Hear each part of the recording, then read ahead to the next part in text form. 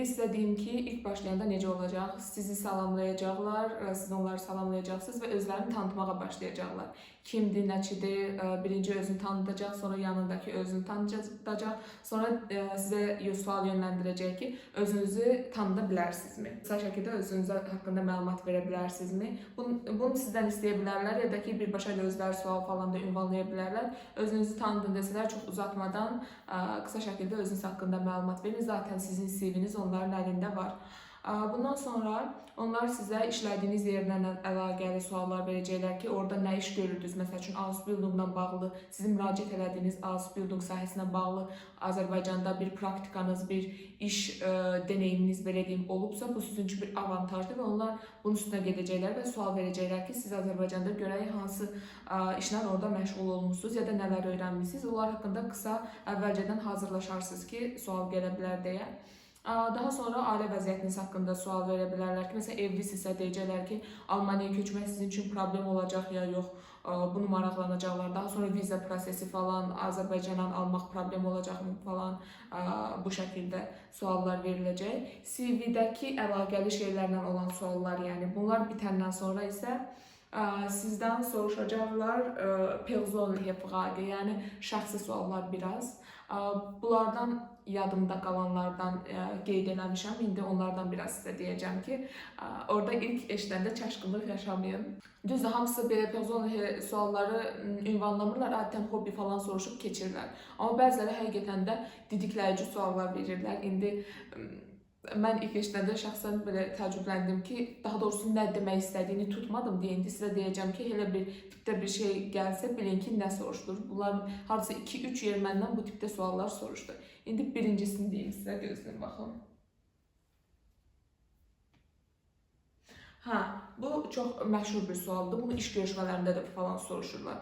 Sizin zəif cəhətiniz nədir ya da cəhətləriniz nədir? Və güclü cəhətləriniz nələrdir? Təbii bunu Alman dilində soruşurlar və bu suallar sizə əvvəlcədən ChatGPT-nə ya başqa bir şeylə YouTube-da buna aid videolar falan var. Hazırlaşın, cavabınız necə olacaq falan. Özünüz haqqında, yəni pozitiv bir-iki şey deməlisiniz, negativ bir-iki xasiyyətinizi deməlisiniz.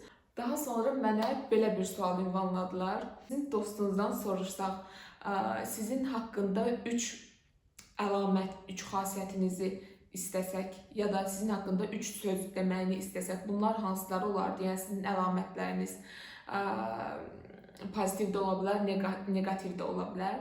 Belə deyim də, bu sualı mənə ünvanladıqlarında mən sualda nə deyildiyini başa düşmədim. Təbii bu biraz uzun cümlə idi və qarışıq cümlə idi və tam olaraq tutmadım. Mən elə başa düşdüm ki, özüm haqqında 3 dənə yaxşı xüsusiyyət deyim, bunu dedi. Sonra bir şey də etiraf edeyim ki, bu sual-cavab prosesində mənim yoldaşım stolun digər tərəfində olurdu və mən onu deyirdim ki, orada əyləşsin, yəni bir tərəfdə kamera görməyən bir tərəfdə olsun, çünki ola bilər ki, mən bəzi şeyləri başa düşməyim, oradan mənə yavaş səslə kömək falan eləsin. Bilərəm ki, belə keçdi mən, Vorstellunglarım falan.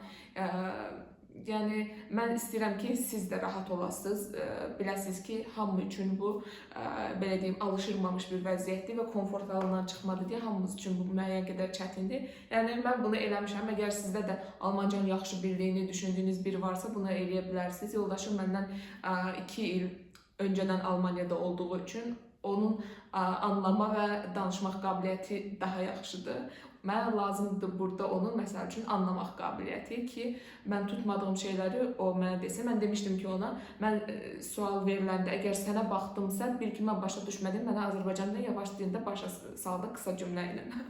Orada da mən baxdım belə yoldaşıma, düşünürmüş kimi elədim. O dedi ki, 3 dənə yaxşı xüsusiyyətini sayda. Mən də dedim ki, nə bilim, məsəl üçün deyim də, Hilfsbereit, yəni yardımsevərəm, özgüvənliyəm, bir də bilmirəm nə dedimsə, belə bir şeylər dedim. Yəni 3 dənə ağlıma gələndə o an o şeylə dedim. Bu şəkildə. Bir də dedim ki, emosional olmağım falan. Sonra hətta peşman oldum ki, görəsən bunu deməməliydim. Bilmirəm, nəsə demək istədim. O an yəni ağlıma gələn əlamətləri saydım da sadəcə. Özümü heç düşünmədim orada. Bu şəkildə. İndi keçək növbəti suala. Sonra mənə belə bir sual ünvanladılar ki, əsəbləşəndə nə edirsiniz və hansı vəziyyətlərdə əsəbləşirsiniz? Sizi əsəbləşdirən vəziyyətlər nədir? O sualda da biraz şey elədim, amma başa düşdüyümdə nə demək istədilər ki, əsəbləşəndə nə edirsən? Mən də dedim ki, nə dedim, xatırlamıram deyəsən. Əsəbləşəndə deyəsən tək qalmaq istəyirəm ya da yatıram. Bunlardan birini dedim deyəsən, xatırlamıram o anda. Belə bir şey. Sonra nəyə əsəbləşirsən sualda verildi. Onda da dedim ki, iş yerində adətən nələrə əsəbləşərsən?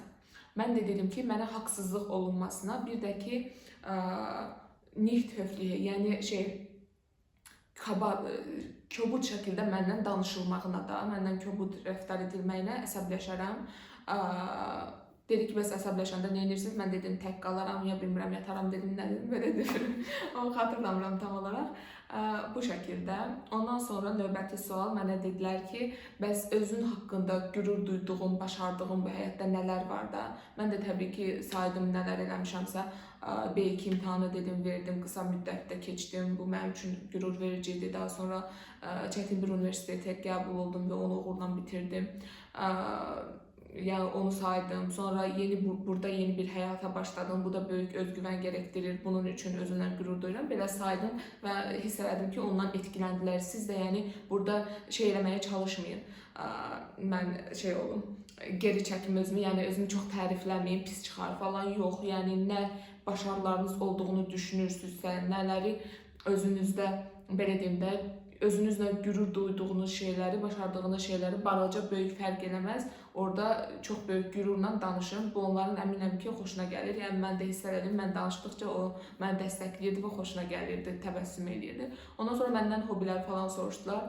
Məncə mənim ən böyük bu keşbəxlərdə avantajım, mən edirdim.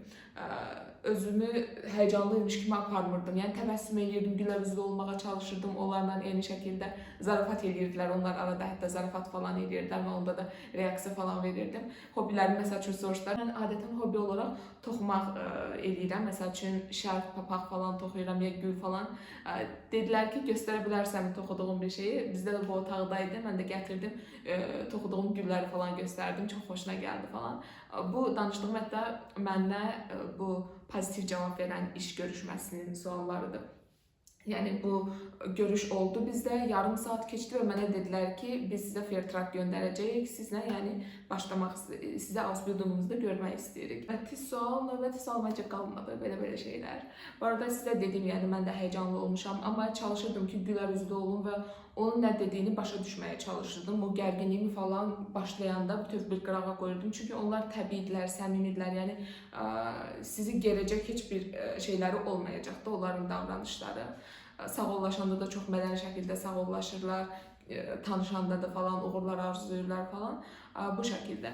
Və bu prosesdən sonra deyirlər ki, 2-3 həftə ərzində sizə cavab gələcək. İndi sizə bu proses necə olur, onu başa salım.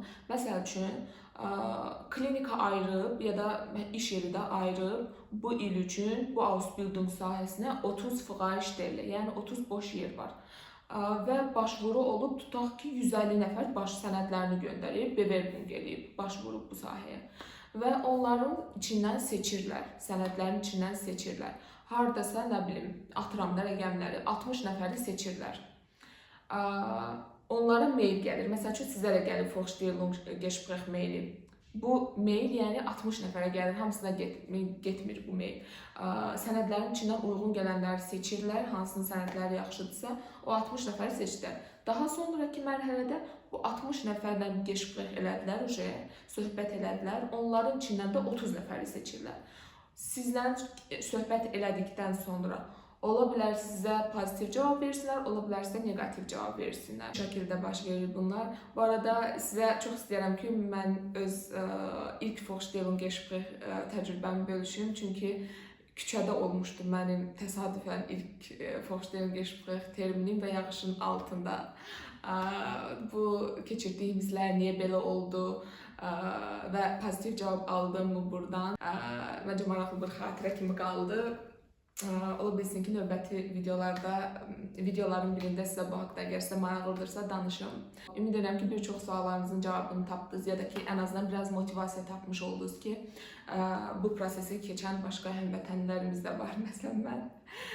Açıq danışım, YouTube-da bu haqda videolar falan yox dərəcəsində azdır. Ona görə istədim ki, məlumat xarakterli, motivasiya xarakterli bu təcrübəni bu şəkildə bölüşüm, həm də biraz məlumat vermiş olum sizə ki, sizi nəyin gözlədiyini biləsiniz, ondan qorxu, həyəcan yaşayıb, belə deyim, özünüzü danışıq prosesində itirməyəsiniz, potensialınız nədirsə, o Vorstellungsgespräch termini əsas davam edən əsnada göstərə biləsiniz. Ola bilər ki, nəyisə əksik dedim, yəni hansısa sualınızın cavabını tapmadınız. Bunun üçün təbii ki, kommentar hissəsi var, orada yorumunuzu yazırsınız, mən də sizə cavab verirəm. Heç kim cavabsız qoymuram bu arada. Dediyim kimi, nə sualınız varsa aşağıda qeyd edə bilərsiniz. Bu arada növbəti videomda istəyirəm ki, ZAB prosesi haqqında çəkim. Yəni diplomun Almaniyada tanınırmı, tanıtmaq olarmı, necə tanıdırsınız? Bu proses haqqında çəkim. Bunu adətən kurslar falan ödənişlə eləyir, amma bunu təbii ki, özünüz onlayn şəkildə oturduğunuz yerdən Azərbaycandan da eləyə bilərsiniz. Bəli, eləyə bilərsiniz. Mən düzdür, oturduğum yerdən Almaniyadan elədim bunu, amma Azərbaycandan da eləyənlər var. Necə eləyəcəyinizi isə növbəti videoda sizə izah etmək istəyərəm, əgər təbii ki, sizə maraqlıdırsa. Və belə deyim də, əgər bu videoya 1000 baxış gəlsə, zaten kanal çox balacadır, 1000 baxış da mənim üçün hal-hazırda belə deyim, böyük bir şeydir. 1000 baxış gəlsə, növbəti videoda sizə ZAB-a başvurma prosesini, sənədlərinizi ZAB-a göndərmək və orada tanıtmaq prosesini sizə başa salacağım addım-addım. Necə ki, Ausbildung başvurma prosesini sizə başa salmışdım, o şəkildə, uygulamalı şəkildə. Siz isə nə edə bilərsiniz? Əgər videomu bəyəndinizsə, yeni bir şeylər öyrəndinizsə, like edə bilərsiniz, komment yaza bilərsiniz ya da bu məlumatlara ehtiyacım olan insanlarla bu videonu bölüşə bilərsiniz. Videonu izlədiyinizə görə təşəkkür edirəm. Kanalıma abunə olmağı unutmayın. Özünüzə yaxşı baxın. Hələlik.